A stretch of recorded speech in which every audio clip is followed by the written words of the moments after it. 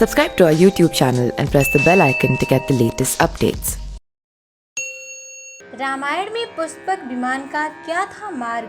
काल्पनिक नहीं है रामायण। रावण द्वारा सीता हरण करके श्रीलंका जाते समय पुष्पक विमान का मार्ग क्या था?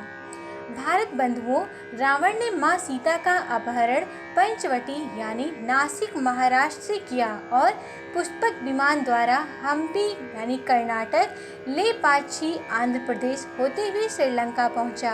आश्चर्य होता है जब हम आधुनिक तकनीक से देखते हैं कि नासिक, हम्पी, लेपाक्षी और श्रीलंका बिल्कुल एक सीधी लाइन में है, अर्थात ये पंचवटी से श्रीलंका जाने का सबसे छोटा रास्ता है।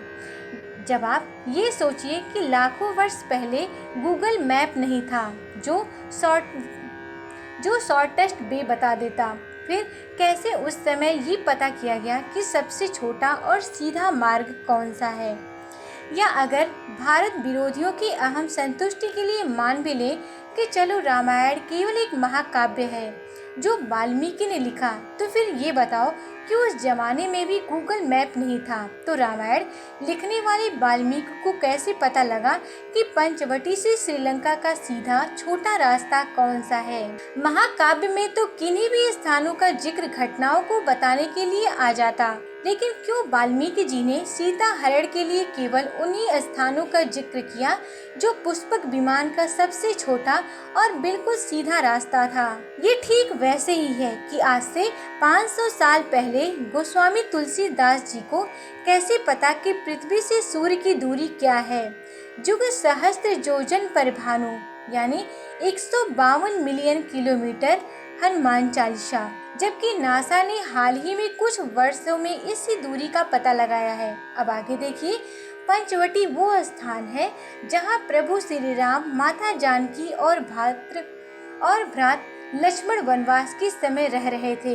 यही शूर्पणखा आई और लक्ष्मण से विवाह करने के लिए उपद्रव करने लगी। विवश होकर लक्ष्मण ने शूर्पणखा की नाक यानी नासिका काट दी और आज इस स्थान को हम नासिक महाराष्ट्र के नाम से जानते हैं। पुष्पक विमान से जाते हुए सीता ने नीचे देखा कि एक पर्वत के शिखर पर बैठे कुछ वानर ऊपर की ओर कौतूहल से देख रहे हैं, तो सीता ने अपनी वस्त्र की कोर फाड़कर उसमें अपनी कंगन बांधकर नीचे फेंक दिए ताकि राम को उन्हें ढूंढने में सहायता प्राप्त हो सके।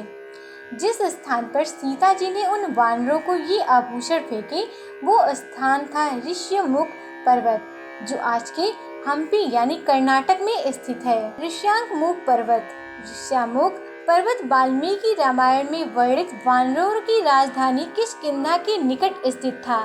ऋष्यमुख पर्वत तथा किष्किंधा नगर कर्नाटक के हम्पी जिला बेल्लारी में स्थित है। पास की पहाड़ी को मतंग पर्वत माना जाता है। इसी पर्वत पर मतंग ऋषि का आश्रम था जो हनुमान जी के गुरु थे। इसके बाद वृद्ध गिद्धराज जटायु ने रोती हुई सीता को देखा कि कोई राक्षस किसी स्त्री को बलात् अपने विमान में लेके जा रहा है। जटायु ने सीता को छुड़ाने के लिए रावण से युद्ध किया। रावण ने तलवार से जटायु के पंख काट दिए। इसके बाद जब राम और लक्ष्मण सीता को ढूंढते हुए पहुंचे तो उन्होंने दूर से ही जटायु को सबसे पहला संबोधन हे पक्षी कहते हुए किया और उस जगह का नाम दक्षिण भाषा में लेपाक्षी यानी आंध्र प्रदेश में है। इसीलिए जब भी कोई वामपंथी हमारे इतिहास, संस्कृत, साहित्य को माइथोलॉजी कहकर लोगों को भ्रमित करने का या खुद को विद्वान दिखाने का प्रयास करे तो उसको पकड़कर बिठा लेना और उससे इन सवालों के जवाब पूछना। विश्वास करो, एक का भी जवाब नहीं दे पाएगा। अब इस सब में आपकी जिम्मेदारी क्या है? आपके हिस्से की जिम्मेदारी ये है कि जब आप टीवी पर रामायण देखें तो ये ना सोचो कि कथा चल रही है, बल्कि निरंतर ये ध्यान रखें कि ये हमारा इतिहास चल रहा है। इस दृष्टि से रामायण देखें और समझें। विशेष आवश्यक ये है कि यही दृष्टि हमारे बच्चों को दें। बच्चों को ये बात बोलकर कम से कम 1-2 बार कहें कि बच्चों ये कथा कहानी नहीं है, ये हमारा इतिहास है जिसको मिटाने की कोशिश की गई है।